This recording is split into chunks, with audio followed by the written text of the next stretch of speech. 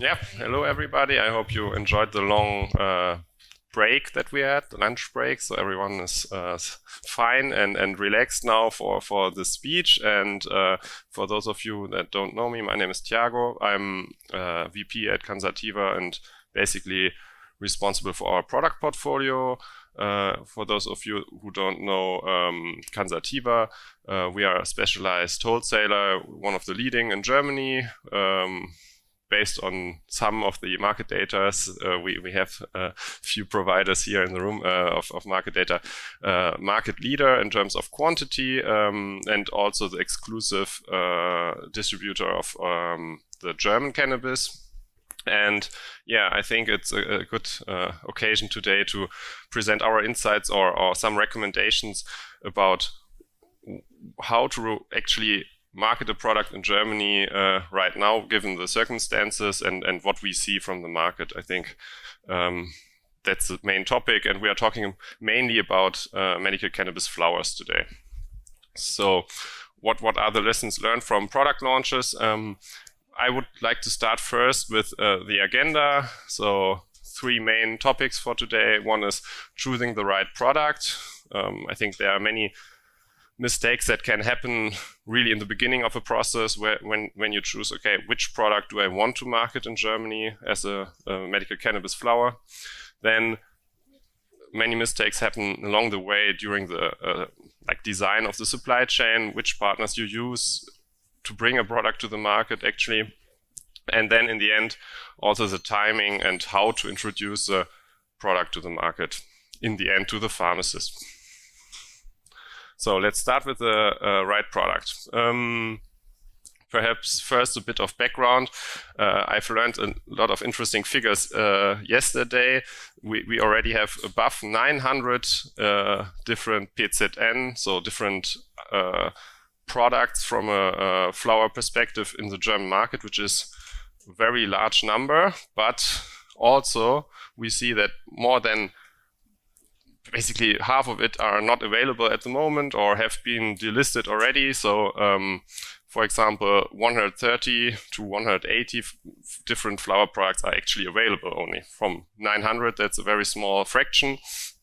And yeah, why is that? That's because many of those products that have been introduced actually are not available anymore, which is very sad for many of the patients, because once a prescription was actually the first time prescribed for a product, later on the same product is not available anymore, so you can't get the exact same product again. Or sometimes people introduced PZN to the market and actually announced a new product, but there was no new product at the end, right? So that's one of the main focus today, talking about what are actually products that we need in the market and what are products that are already available or haven't been performing well so far. When it comes to the market size, I think that's also a very important question for many people that want to introduce a product, often overestimated in Germany, right? So if you look at the data from the bee farm, they announced it and they actually calculated the entire flower quantity going into flowers and also into extracts. And if I remember correctly, it was a 4-ton market for the first quarter of this year. So if you assume it's not growing and it's the same size in the other, or same quantity in the other quarters, then we come to a 16-ton market. And that is already including all the flowers that are going into extracts. So that's not as huge as probably many think. And I think that's also very important if you consider the right quantity for your product. Then I think also a topic that is often misunderstood, microbiology of flowers. So as you know, in Germany, we have very strict regulation for medical cannabis flowers. And one of the main topics is obviously the product has to conform with the monographs. And there are basically 2 ways to get a product to the market. One is ensuring the low microbiome by having irradiated product and a irradiation process step in your supply chain. And the other one is having a very clean environment to grow the product. So on the left, you see, for example, an indoor grow where products that we imported are growing. And if you really maintain a very clean environment, then it's possible to also have an unirradiated product with a low microbiome. But in case you skip this threshold, then obviously problems occur. And I promised to one of the pharmacists in here to say that the right order to actually get a product to the market is ensuring the product quality from the beginning and not trying to improve the quality once the product is already in Germany and turns out to be not as good as hoped. So that's one key topic, and that I think is something you have to decide really early in the process, which way you want to go. Do you want to irradiate? Then please be aware that you need the AMRAT V license, which is also very, takes a lot of effort and time, 9-month waiting time sometimes, and 10,000 euros or more per product have to be calculated there. And if you don't want to do that, then ensure that the product actually meets the microbiome levels here in Germany. And that is, I think, a mistake that many people made already, and which is one of the main reasons why products are introduced or at least mentioned to pharmacies and actually in the end don't come to the market, and sometimes have to be destroyed or sometimes have to be irradiated afterwards, which means the product in the end is, let's say, 2 years old or 1.5 years old and has been irradiated after being imported to Germany. So that's not the way to do it. Then also an important topic is, if you decide you want to bring a flour product to the market, you ideally have a target range of the THC concentration for those products. And if you know this concentration really in the beginning, then make sure that you actually meet this criteria later on. So many times, especially for German players that just buy white label products from other players abroad, this topic of the THC concentration is a very important topic in the beginning, and it's based on, let's say, a laboratory result in Canada or in Australia or wherever. But in the end, what matters is the laboratory result here in Europe or especially in Germany. And these data sometimes don't add up. So many times you have 5 percentage points difference between the THC levels. And then what was planned as a, let's say, 30 THC flour turns out to be a 25% in Germany or 22% in Germany, which then can't be released anymore as a planned 30 THC product. So make sure you know which THC concentration do you want to meet here in Germany and which microbiome. And I think those two topics are very important. And if you don't want to have misunderstandings there, make sure that you test the product exactly the same way it's going to be tested in Germany later on. And then I think this topic is also very important, the uniqueness. What do I mean here? We have at Cansativa, I don't know, there are some extreme examples, but for example, White Widow is one of the strains that we have plenty in our storage and under different brands. So there are, I don't know, 5 or 6 White Widows in the German market, exactly the same product under different names. That's what I mean by not unique, right? So this product is definitely seen as a direct substitute of other products in the market. And if you want to have some differentiator, make sure that the product that you import and you market in Germany as a medical cannabis flower isn't offered already or won't be sourced from the same supplier by someone else at the same time. So that's always a difficult topic because you don't know what is currently also negotiated by other players. But I would say if you have some contract negotiations where you can explicitly say we want to be the only one having exactly this flower product in a certain region. And if you choose a product that is probably a bit more exotic, a newer strain, for example, then you increase your chances, at least, that you don't have a product, which then turns out to be a product that a lot of others offer at the same time. Yeah, so if you know what you want to do, then it's just a question of how to actually get the product to the market. And I think the first product is, like the first step here is really make sure that this product that you are negotiating is actually the one that fits in your criteria and ticks all the boxes. So what we, for example, recommend always to do is a sample import.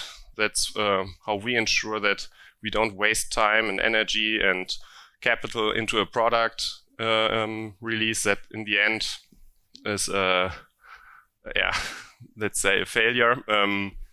So make sure you really get product to the market and see it with your own eyes and also test it under German criteria. And then you know what you're talking about. And I swear, or I assume that this is a mistake that's often done and that leads to wrong estimates and also expectations, because you think about a way better product than you actually discuss with your player. Then also, I think quite important, starting small. That's my biggest recommendation.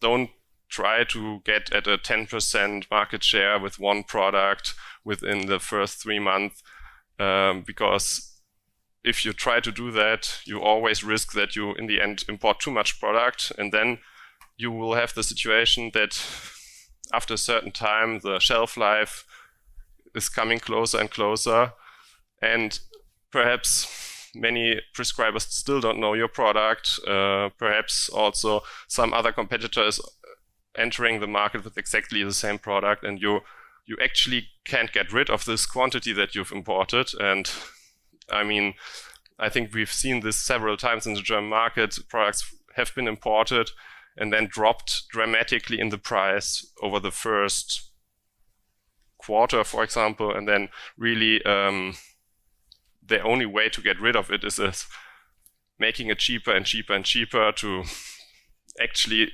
incentivize pharmacies or patients that are self-paying to be interested in the product. And that's the wrong approach. I would say starting small, improving the product quality from the beginning, and ensuring that the first patients that get the product are happy with the product is a better approach, because then later on you can still increase the quantities and you can maintain the positioning in the market. And I think this is a mistake that actually comes from wrong market estimations. If you really assume the market is way larger than the mentioned 4 tons per quarter, then you probably think, okay, importing, I don't know, 250, 400 kg of one product is the right approach, because it fits somehow into the market data that you think of, but later on it turns out, okay, that's way too much,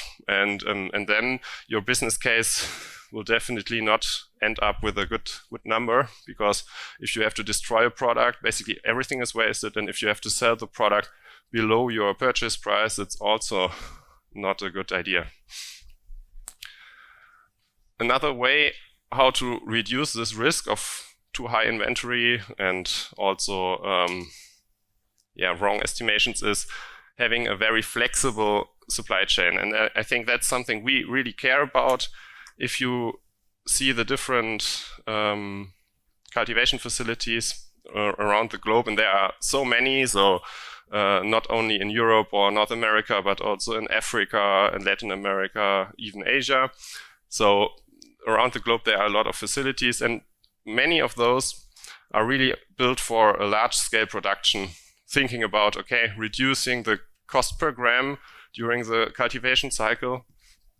But in the end, if you really talk about batch sizes of above 100 kg, and sometimes it's way more than 100 kg, 200, 300 kg, that means those batches are too large for the German market if you want to introduce a new product to the market, simply because to have a 300 kg sold over a period of 4 months, probably in the beginning, that's really a difficult task. And if you look at all the new products that have been introduced to the market, very few actually hit those really successful numbers. And if you have instead a cycle where you produce small quantities each time, 50 kg or even less, that allows you to really import products on a regular basis, ensure that your product is constantly available, and avoiding to have huge quantities sitting around in your inventory and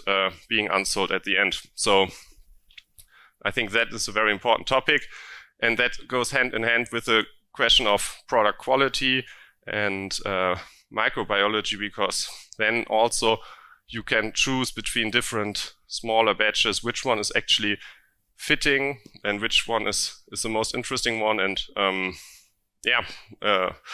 I just recommend doing that instead of huge batch sizes, because the different cultivation prices per gram turn out to be less important in the later in the process if you talk about too high inventory. And also if you look about the numbers that you have to include to market a product in Germany, so batch release, packaging, and so forth, obviously that number per gram is getting smaller and smaller the larger the batch size is. But even if you talk about 50 kg, that's still a small fraction of the total price.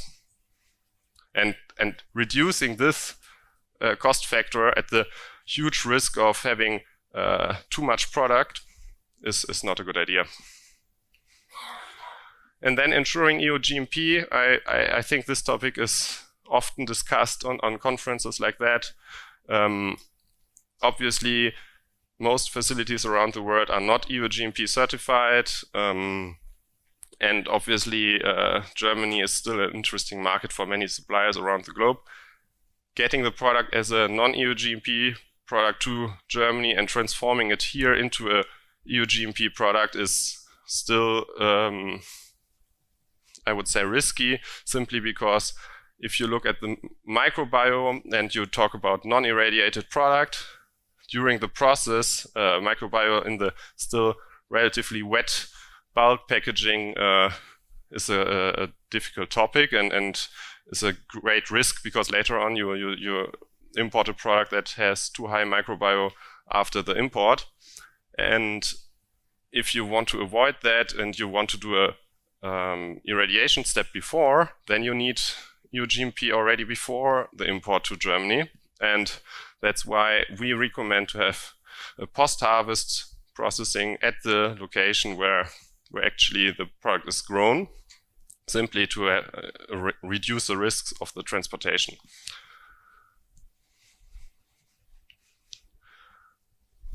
Right timing, we still have 10 minutes, so this is also a very important topic, and I think many of the pharmacists here in the room know that, and also some of the wholesalers often laugh about miscommunications that happen, and that's a problem that basically all big players already had.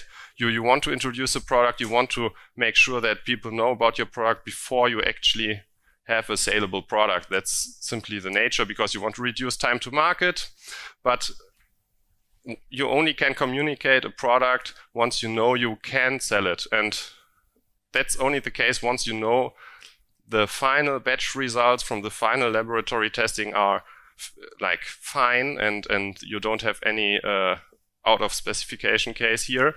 And going to the market and mentioning a product before you have this final confirmation is risky, because if the product then in the end has too high THC or too low THC or loss on drying or microbiology, there are many reasons for that. You told the entire market that you will bring a product to the market, and later on you have to call everybody and say, yeah, this time it didn't work out, and there's no product coming or a different product. And I think these misunderstandings cause a lot of trouble. So know your batch release date and then work backwards. Once you know the product is safe and you know you can sell the product, start doing all the communication with the market after that date. And that's our clear recommendation, simply because if you do it before, obviously you probably get some pre-orders, or you improve the likelihood that a patient wants this product, and like a self-paying patient recommends it to his doctor and so forth. But once the product is not available, you risk your reputation, and probably the same patient won't do it later. And if you release it at a later stage at a lower THC level, it's also not good for your reputation. If you go out and say, I will bring a 30% THC product and it's a 23% product in the end, it's not helpful, I would say. Also here, avoiding too optimistic expectations, telling the pharmacists and marketing a product, and I mean, you can't market a product directly in narcotics environment, but saying it's basically the best product the market has ever seen is very risky. Be as precise as possible, but also know that there are many potentials for others to bring a better product, or for test results to be worse than you expect. So try to be realistic, and I think that's a major topic to then also have a good credibility for your customers, because they know, okay, we can trust this company because they are actually telling us stuff that is actually turning out right in the end. And that's not too difficult, but yeah, doesn't happen all the time. And then also a very important topic, choosing the right distribution partners. Once you have the product and you have your market strategy, and you know probably what is your total quantity you want to sell, how to do that. There are different approaches. I mean, many players have a direct distribution channel only, so they release the product under their own brand and they sell all the products directly to pharmacies. That's a way to do it.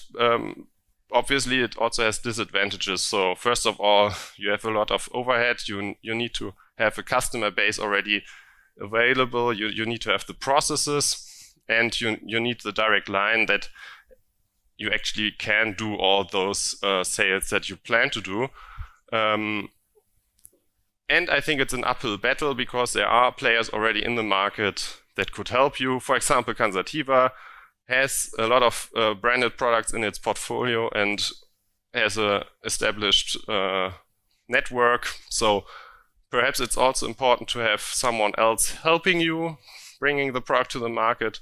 If you talk about the flower market, my personal opinion is that the full line wholesalers that are normally doing a lot of the distribution for traditional pharmaceuticals are not as specialized as it needs to be for those narcotics shipments. So working with players within the medical cannabis world is preferable. This is not entirely true for extracts, for example. They are often sold also throughout the full line wholesalers. But if you choose a player within the cannabis sector, you also have to think about how to do it. So what is the goal of the collaboration? Because sometimes also here are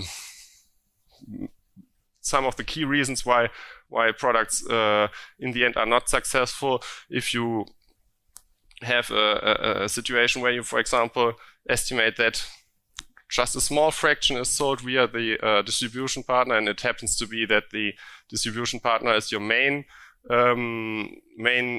channel towards the pharmacies, then this is probably conflicting with your business terms in the beginning and also with your business model.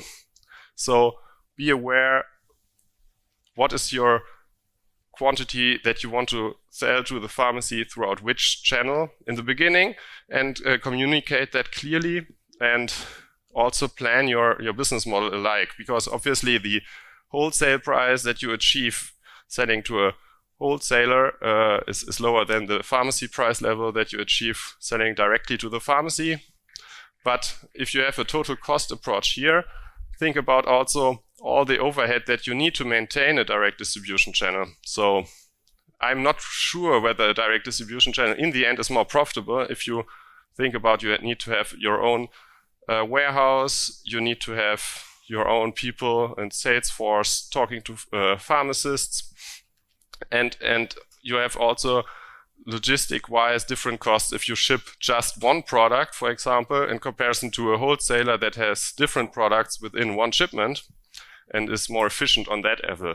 And yeah, so that are my main reasons or main recommendations how to market a product, and yeah, some of the pitfalls I see in the market, and that are often causing troubles launching a product.